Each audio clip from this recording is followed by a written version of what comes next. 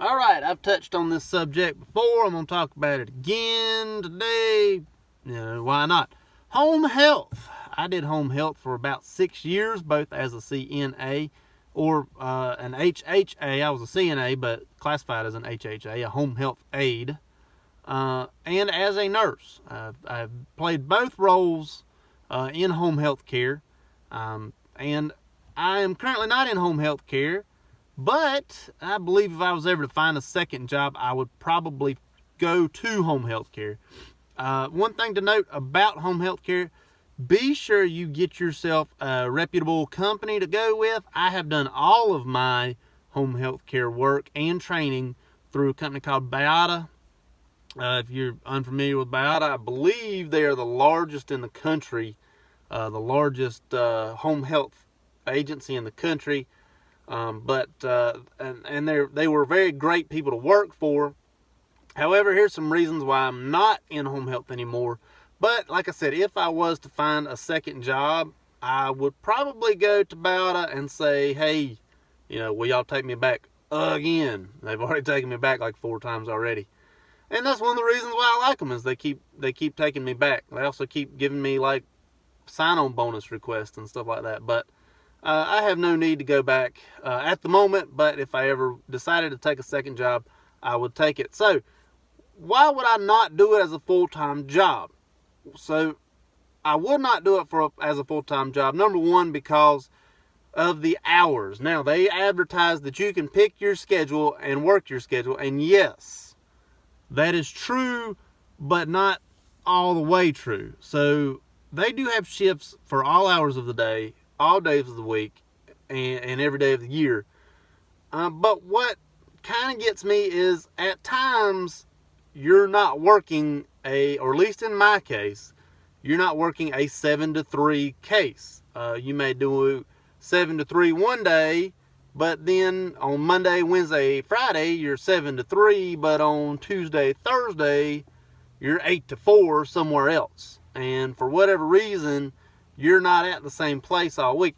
Now, there are people that are at the same place all week. However, I was not one of those people all the time, because there are so many PRN people that have already been locked in on certain days. And in order to get yourself to that 7 to 3 shift, or whatever it may be, every day, you kind of got to stick with that same person, that same case, for a while, until things kind of move their way out and the PRNs kind of move on, and then Tuesday opens up, and then Thursday eventually opens up, and then eventually you're Monday through Friday 7 to 3. It takes a little bit for that to happen. That isn't a quick bam, you signed up, now you're 7 to 3 Monday through Friday with this case. It's not exactly that way. Now, you can get 40 hours a week, and I was 40 hours. I was actually 40 plus hours a week when I was with them full time. But I was driving, I would spend, 3-4 hours here, and then another PRN would show up, or, another full-time would show up. And then I would have to drive, so many miles to another case, and I would work, 4 or 5 hours there, and that would be 8 hours for the day. And then I would drive home, or I would go somewhere for like an hour and a half and do the little bit that I need to do there, and then drive another place for another hour and a half, and that'd be 3 hours for the day, and then drive somewhere else for another 6 hours, and that would be 9 hours for the day, but most of it was spent driving. So I did get 40 plus hours a week, but I was doing a lot of driving. I would see up to 3 people a day, or 3 cases a day, in order to get my 40 hours a week. I did have 40 hours a week, that is true, yes, but it wasn't quite set, like you drive to an office, you drive to the hospital, you drive to a clinic, and you do your 40 hours in one spot. It was never that way for me. Some people may disagree and say, oh, I've done, the same case for so many years, and I've had 40 hours a week at that same case for, however many years. And some people get that. I did not get that. I don't mind the driving, but it's the time that it took in between that I didn't much care for. I would rather just go to one place and stay there. If I was to pick it up as a second job, I would only do one single case per day, or, per week, or whatever it was.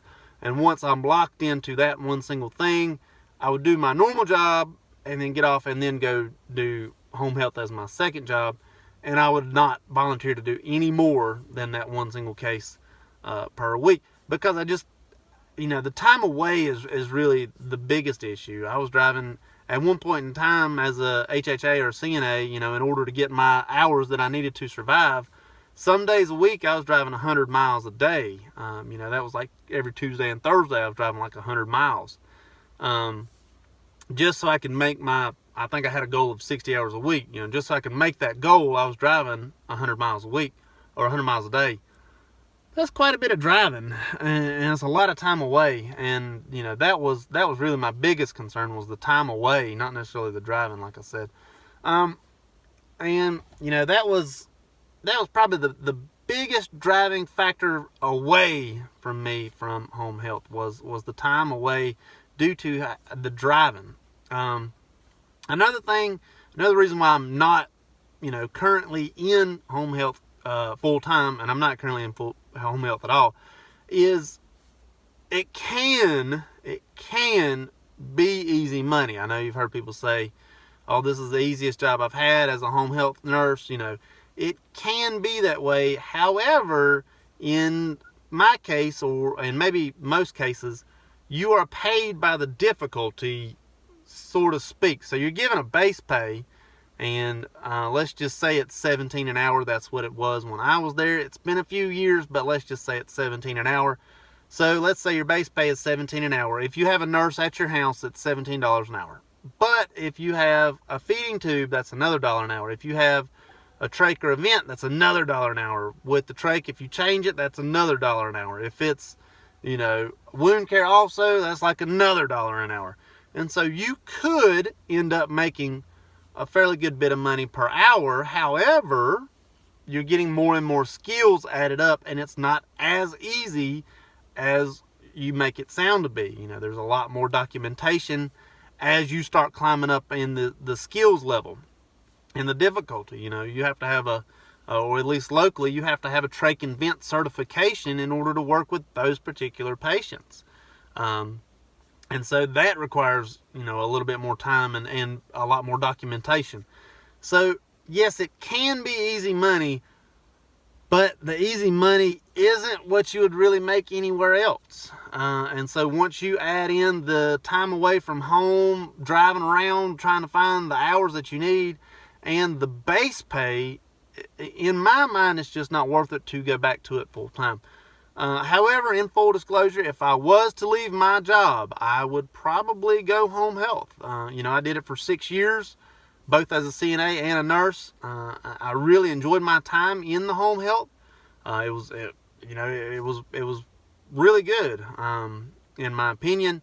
You deal with one person or one case, at a time. You have a patient at a time. You deal with them one-on-one. You definitely spend a lot of time in that case with that patient. You get to know these people really well, and sometimes you get close to them.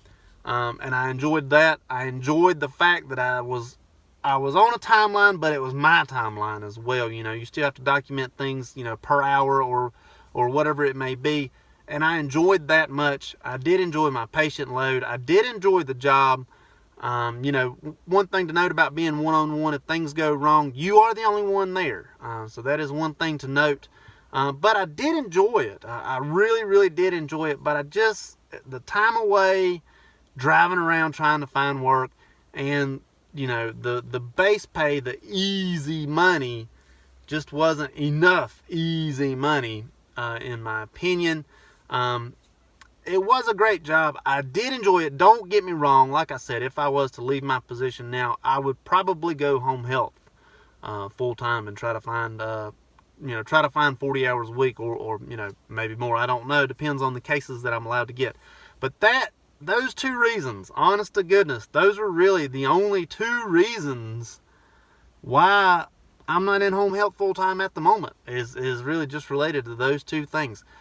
At least BAYADA, the company that I work for, had great policies and procedures.